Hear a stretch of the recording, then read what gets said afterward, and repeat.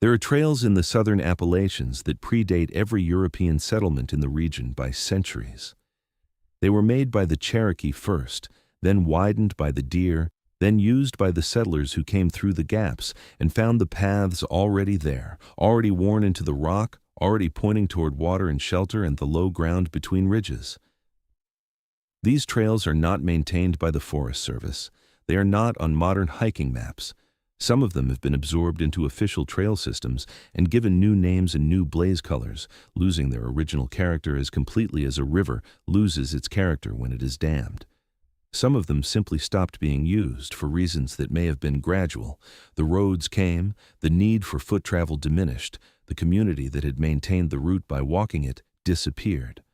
Or for reasons that were more specific and more sudden.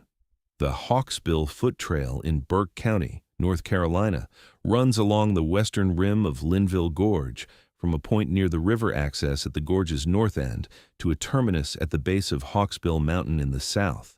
Or rather, it ran.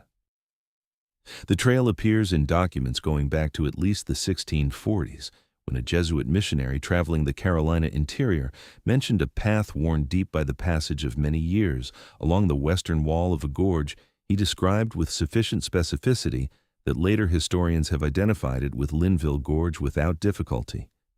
It appears in Cherokee oral records, in the journals of 18th century surveyors, in the hiking guides and sporting press of the late 19th century, and in the records of the Grandfather Mountain Hiking Club, which maintained sections of it through the 1930s. The gorge it traverses, Linville Gorge, has a particular character that is worth establishing before anything else, because the character of the terrain is relevant to everything that follows. The gorge cuts approximately 12 miles through the Linville Mountain ridgeline, dropping in some sections more than 2,000 feet from the rim to the river. The walls are exposed quartzite and gneiss, steep enough in several places to constitute technical climbing terrain. The river at the bottom runs fast and cold in all seasons. The western rim, where the Hawksbill Trail ran, is exposed terrain with limited tree cover in the upper sections, significant loose rock, and the acoustic quality that deep gorge country produces, updraft, shadow, sound distortion, that experienced hikers describe as disorienting even after multiple visits. The gorge has been the site of numerous search and rescue operations since it became accessible to recreational hikers, and the agencies that manage it approach it with the specific caution that terrain reserves for terrain that does not forgive inattention. The trail itself was not easy. The Grandfather Mountain Hiking Club's records from the 1930s describe it as challenging but manageable for experienced hikers, narrow, exposed in several sections, requiring careful footing on the quartzite rim but not requiring technical equipment. Club outing accounts from that period are consistently positive about the route's scenic qualities and consistently cautious about its difficulty. None of them describes anything that would explain a sudden administrative closure in August 1941. On August 14, 1941, a closure order was filed with the Burke County Land Management Office directing that the Hawksbill Foot Trail be closed to public use, effective immediately, pending a safety assessment. The safety assessment, if it was ever conducted, was never filed. The trail was never reopened. The closure order is still in effect today. What prompted the 1941 closure has been a subject of informal inquiry among Linville Gorge hikers for decades. The standard answer, repeated in hiking forums and regional history discussions, is that the closure was related to wartime resource management, a common administrative action during 1941 and 1942 that affected numerous trail systems across the national forests for reasons ranging from military training access to simple reduction of ranger maintenance responsibilities during the mobilization period. This explanation is plausible. It is also based on what the Burke County Land Management Archive actually contains when you look at it carefully, incomplete. Before we begin, drop your location in the comments and tell me what time it is where you are. Linville Gorge is one of the deepest gorges in the eastern United States. The rim trail that runs along its western wall has been walked for at least 300 years. I want to know where you are sitting when you hear why it was closed and why it stayed closed. Linville Gorge is not a place that forgives inattention. The gorge cuts approximately 12 miles through the Linville mountain ridgeline, dropping in some sections more than 2,000 feet from the rim to the river, with walls of exposed quartzite and gneiss that are steep enough in several places to constitute technical climbing terrain. The Linville River at the bottom runs fast and cold in every season. The western rim, where the Hawksbill Trail ran, is exposed terrain with limited tree cover in the upper section, significant loose rock, and the particular atmospheric quality that deep gorge country produces, a combination of updraft, shadow, and acoustic distortion that makes sounds and distances behave in ways that experienced hikers describe as disorienting even after multiple visits. The gorge has been the site of numerous search and rescue operations over the decades since it became accessible to recreational hikers, and the land management agencies that oversee it treat it with the specific caution that terrain reserves for terrain that punishes complacency. The Hawksbill Trail ran along the western rim for approximately 7 miles, from the north access point to the Hawksbill Summit approach. In its active years, it was considered a challenging but passable route for experienced hikers, narrow, exposed in several sections, requiring careful footing on the quartzite rim but not requiring technical equipment. The Grandfather Mountain Hiking Club's records from the 1920s and 1930s describe regular club outings on the trail and include a handful of accounts from club members who had run the full length from north to south. These accounts are uniformly positive about the route's scenic qualities and appropriately cautious about its difficulty. None of them describes anything that would explain a sudden closure in 1941. The Burke County Land Management Archive is held at the Burke County Courthouse in Morganton. The 1941 closure order is in it, a single-page document signed by the district land manager, citing safety concerns pending assessment without specifying the nature of the concerns. Filed with the closure order in the same folder are 2 additional documents that are not referenced in the closure order itself and that have not been noted in any published account of the trail's history. The first is a 2-page memorandum from a Forest Service ranger named Howard Pruitt, dated August 9, 1941, 5 days before the closure order. The second is a hand-drawn sketch attached to Pruitt's memorandum depicting a section of the Western Rim Trail with several features annotated in pencil. Pruitt's memorandum describes the findings of what he terms a routine trail condition assessment conducted on August 7th and 8th, 1941. The first several paragraphs address exactly what the label suggests: trail tread condition, erosion points, loose sections of rim rock that warranted attention, a section of the trail where a winter slide had narrowed the walkable surface to a degree that required maintenance. These paragraphs are written in the standard administrative language of a Forest Service trail assessment and contain nothing remarkable. The final paragraph is different in character from the preceding ones.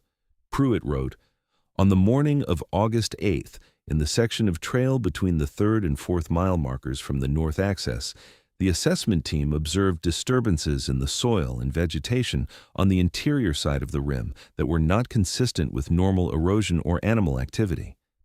The character of the disturbances is described in the attached sketch. The team was unable to determine the cause of the disturbances from trailside observation. Given the terrain and the time available, descent to the base of the disturbance area was not attempted. The assessment team recommends closure of this section of trail pending a more thorough examination of the observed features." The sketch attached to Pruitt's memorandum depicts approximately 200 yards of the Western Rim Trail between 2 annotated points. On the gorge-facing side of the trail, the sketch shows the rim wall dropping away as expected. On the interior side, the side facing away from the gorge, into the forested slope above the rim, the sketch shows a series of features that Pruitt has labeled in pencil with descriptions that are careful and brief. The labels read, "Disturbed soil, extent unclear from trail level, depression approximately 6 ft diameter, vegetation partially removed. Second depression, similar dimensions, approximately 40 ft from first. Material on trail surface, origin unclear." And at the far end of the annotated section, a feature labeled only with a question mark and the notation, "Assess from below." The sketch has never been published. I want to be careful about how I describe what the sketch shows, because I'm working from a researcher's description of the sketch rather than from the sketch itself. The archive is not digitized, and I have not viewed the original. What the researcher described in a 2021 correspondence was a careful, hand-drawn depiction of a trail section that looked, in her words, like the kind of sketch a man makes when he is trying to document something precisely and is not entirely sure what he is documenting. She noted that the features Pruitt had labeled on the interior slope were arranged in a pattern that she could not immediately account for in terms of natural processes, and that the material on trail surface notation, in conjunction with the adjacent features, had prompted her to request the 1941 file from the archive in the first place. She had been researching the history of trail closures in the Linville Gorge area for a guidebook project, and had expected the 1941 closure to have a routine wartime explanation. Pruitt's memorandum was not what she had expected to find. The Burke County Land Management Archive staff confirmed to a researcher in 2019 that the file containing the closure order and Pruitt's memorandum had not been reviewed or requested since a routine records inventory in 1978. The more thorough examination that Pruitt's memorandum recommended was never conducted, or, if it was conducted, the results were never filed in the Burke County Archive. The closure order was issued 5 days after the memorandum. The trail was not reopened. The reason given, safety concerns pending assessment, is technically accurate. The assessment was pending in August 1941. It is still pending today. In 2019, a trail restoration survey was conducted by a volunteer crew affiliated with the Carolina Mountain Club, working under a preliminary agreement with the Land Management Agency to assess the feasibility of reopening historic trails in the Linville Gorge area. The survey team was given access to the closed sections of the western rim on the condition that they remain on the established trail corridor and not undertake any ground disturbance. The team's survey report, filed with the Carolina Mountain Club in November 2019, addresses the Hawksbill Trail section and is available in the club's archive in Asheville. The 2019 survey report describes the general condition of the Western Rim Trail in largely positive terms. The tread is degraded but restorable. The loose rim rock areas identified by Pruitt in 1941 had either been stabilized by natural processes or were manageable with standard maintenance work. The report recommends reopening the trail subject to specific improvements at 3 identified points. The report also contains a section titled Observed Anomalies that describes what the survey team found in the section of trail between the 3rd and 4th mile markers from the north access, the section Pruitt had identified in 1941. The section is brief. It notes that the interior slope above the trail in this section shows evidence of long-term disturbance to the soil and root structure inconsistent with normal forest floor processes, that several depressions of the type Pruitt sketched were observed and appeared to have been present for a significant period based on the degree of vegetation reestablishment, and that the team observed on the trail surface itself markings of uncertain origin cut into the exposed quartzite of the rim, partially obscured by lichen growth. The markings are not described in further detail. The report notes that their origin was not determined and recommends that a geologist review the section before any restoration work proceeds. The geologist review has not been conducted. The trail remains closed. What the 2019 survey report stops short of describing fully is the section of the observed anomalies note that addresses the markings in the quartzite. The report notes their existence and recommends geological review. It does not describe them in any detail. When the Carolina Mountain Club archivist was asked in 2021 why the report was not more specific about the markings, she said that the survey team leader had made a deliberate decision about what to include in the formal report and had put her fuller observations in a separate personal account that she shared with the club, but did not file as part of the official survey record. That personal account is in the club archive. It has not been published. The survey team leader, when contacted by the researcher who found Pruitt's 1941 memorandum in 2019, was asked what the markings looked like. She said she had photographed them and could share the photographs if the researcher wanted them. She then said, "I want to tell you something about standing in that section of the trail. I have done trail survey work in the gorge for 15 years. There is a quality to the light and sound in certain sections of the gorge that is unusual. The gorge does things with sound and shadow that you do not experience in open terrain. I am used to that. The section between the third and fourth markers has a quality that is different from the rest of the gorge, and different from anything else I have experienced in 15 years of working in this terrain. I cannot describe it precisely. I can tell you that the members of my survey team, without any coordination or discussion, all paused at the same point when we entered that section, and all of them said afterward that they had felt they should stop. Nobody said stop. We all stopped. We completed the survey and we filed the report, but I would not send an unprepared crew into that section. The photographs of the markings in the quartzite are in the Carolina Mountain Club archive in Asheville. They have not been published. The trail is still closed. The Burke County Land Management Office, when contacted in 2021 by the researcher who had found the Pruitt Memorandum, confirmed that the 1941 closure order remained in effect and that no assessment had been scheduled. When asked whether the geological review recommended in the 2019 survey report was being planned, the office representative said she was not aware of a current timeline for that review. When asked whether the closure could be expected to be lifted in the foreseeable future, she said she could not speak to that. The conversation was cordial and brief and produced no information that the archive had not already provided. The trail has been closed for 83 years. The pending assessment has been pending for 83 years. The features between the third and fourth mile markers have been there, undisturbed and unexamined, for at least as long as Pruitt observed them in 1941, and probably for considerably longer than that. There is one more document in the Burke County Land Management Archive that bears on this case, and it predates the 1941 closure by 7 years.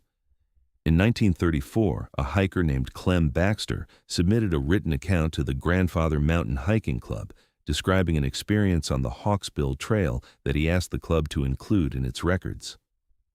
The account describes a solo traverse of the full western rim route on a clear October day, and it describes the section between the third and fourth mile markers, without knowing that designation, as the formal mile markers were a later addition, as a place where he stopped walking for reasons he could not explain and stood at the rim for approximately 10 minutes before continuing. He wrote, "I am not a man given to fancies about the outdoors. I have walked alone in the gorge country for 20 years without experiencing anything I could not account for by natural means. In that section of the rim trail, on that morning in October of 1934, I experienced something I cannot account for, and I have decided to put it in the club record rather than in my private journal because I believe it is the kind of thing that is more useful known than unknown. I do not know what I experienced. I know that I stopped and that I was aware, in a way I cannot describe more precisely, that I was in a place where the usual rules about what is present and what is absent did not apply in the way I was accustomed to. The club filed the account. Nobody followed up on it. 7 years later, Howard Pruitt assessed the same section of trail and recommended closure pending examination. 83 years after that, the examination has not been conducted. Here's the question that the Hawksbill Trail leaves behind, and it requires more honesty than most questions to answer well. There are two explanations for what has been documented in the section of the Western Rim Trail between the third and fourth markers.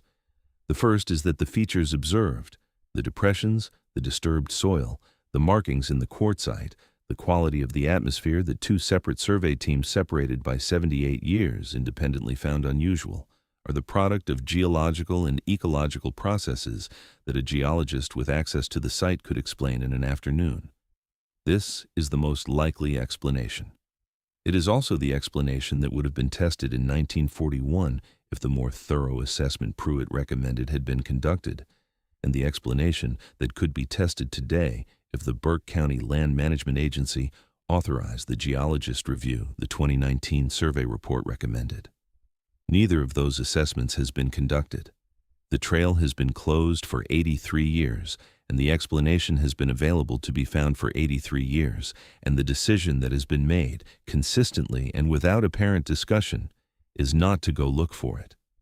The second explanation is that the features in that section of the Hawksbill Trail are the physical evidence of something that has been happening on the western rim of Linville Gorge for longer than the trail itself has existed, and that the quality the two separate survey teams detected in that section is the quality of a place where something has been occurring with sufficient regularity and sufficient duration to change the character of the terrain and the atmosphere in a way that a sensitive observer notices even without knowing what to look for.